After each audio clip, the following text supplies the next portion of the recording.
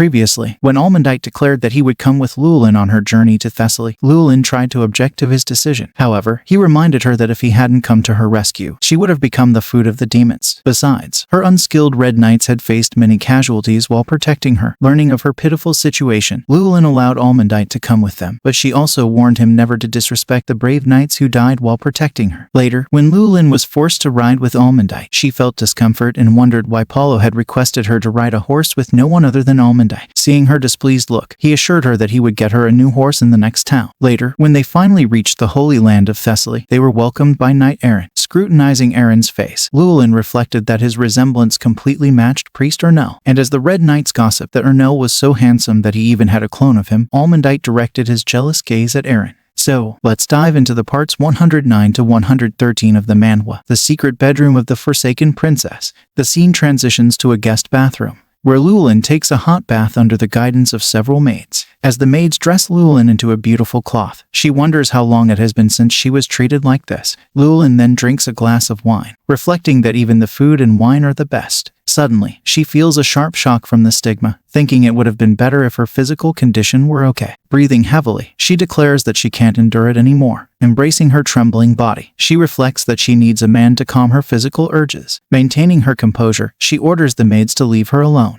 The scene then transitions to nighttime, where Lewellyn goes to meet Almondite without informing him in advance. Noticing her presence, he turns toward her and confidently states that he knew she would come to meet him. Almondite teases Lewellyn, asking if he should refuse to talk to her, as she instructed him to never come close to her, or if he should embrace her now and calm her desires. Standing still, Lewellyn wonders if her words hurt him so much that he is now showing a pitiful expression. Clenching his robe, she decides to endure his tantrum only this time. Seeing her reaction, Almondite says that if she wants his body, he is ready to offer himself at any moment. Stepping towards her, he embraces her tightly, making her unable to move. At first, she is shocked, but then she smiles and starts feeling his warmth. Suddenly, Lewellyn expresses that she wants to hug him even more, and as he allows her, she starts rubbing her face against his bare chest like a spoiled child. After this, Lewellyn removes her upper gown and quickly kisses Almondite's lips. Springing back, she says that she can't wait any longer. Hearing this, he suddenly lifts her in the air and declares that he won't let her sleep tonight. Dear viewers, if you want to read about the passionate night between Almondite and Lewellyn, you have only one option, and that is to read the chapters for yourselves, as this channel must adhere to YouTube's guidelines. So let's continue from the following chapters. After spending a beautiful night with Lewellyn, Almondite reflects that there is only one thing he wishes for, and that is, he doesn't want Lewellyn to get hurt again by Pamela and her father Brian, and for that, he is going to put all his powers and efforts into protecting her like a shield. From here, the scene shifts to the next morning, where Lewellyn wakes up and finds herself in bed. She reflects that, at last, the stigma has calmed. She further wonders if Almondite is the one who changed her clothes. Suddenly, she finds smooch marks on her body, realizing it was her third time with him. Yet this time, it felt different, as his body was hotter than ever. If she recalls her actions, she also behaved like someone else. Moreover, this time they didn't even make eye contact. And what is she going to do if she meets Almondite at breakfast?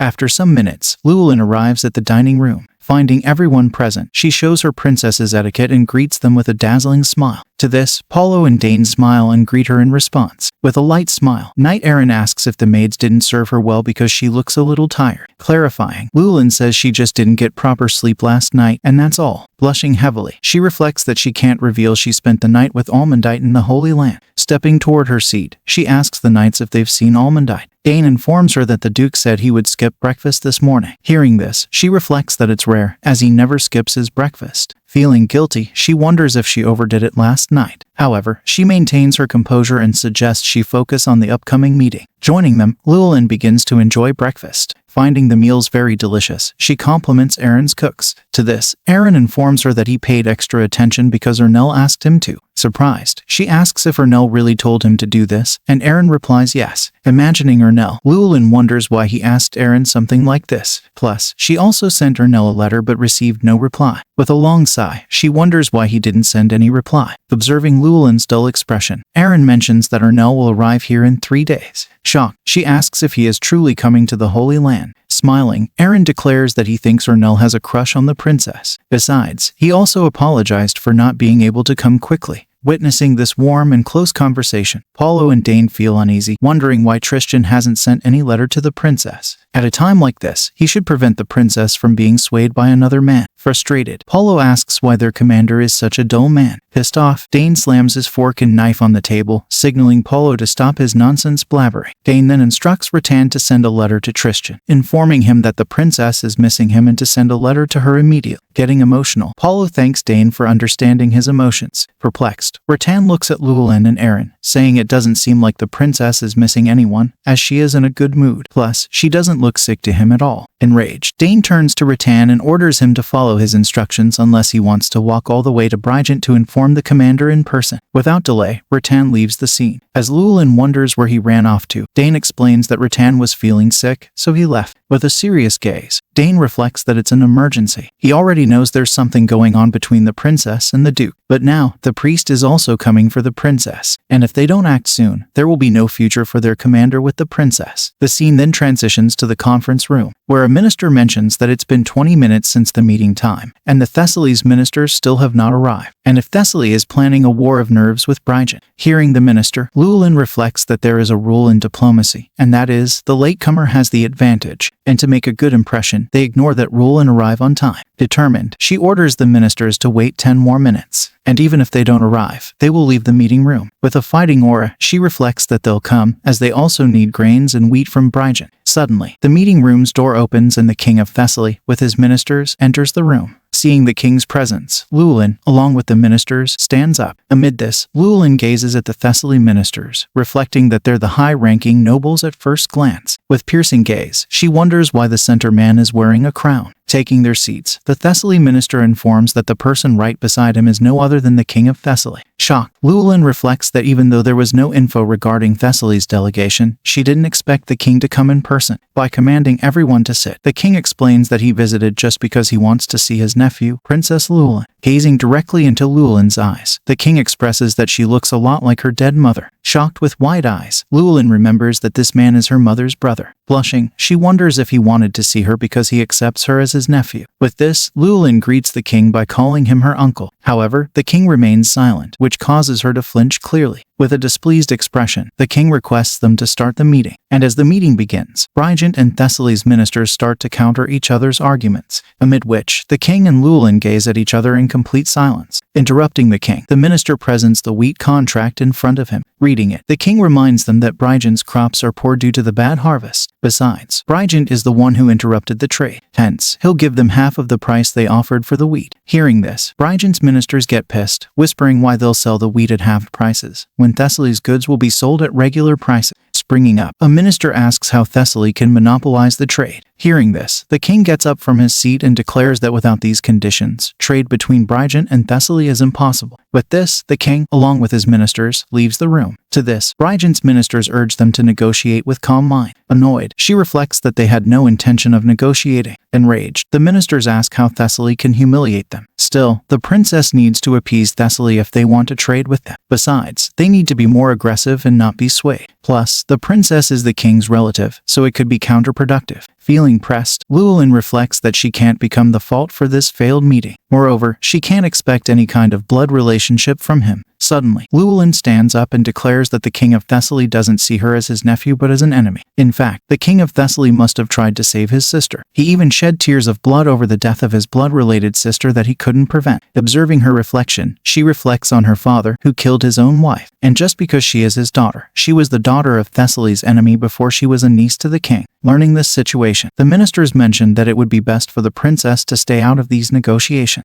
The scene then transitions to Lewellyn's room, where Lewellyn delivers a sigh and mutters that at last, she can take rest. Amid this, she witnesses something shining on the table. Approaching, she finds that it's a letter, and as she picks it up, she gets surprised at reading the sender's name, because the person is no other than Commander Tristan. As we wrap up today's segment, thank you for being with us until the very end. I'll be sharing fresh videos of this manga and exciting new series every weekend.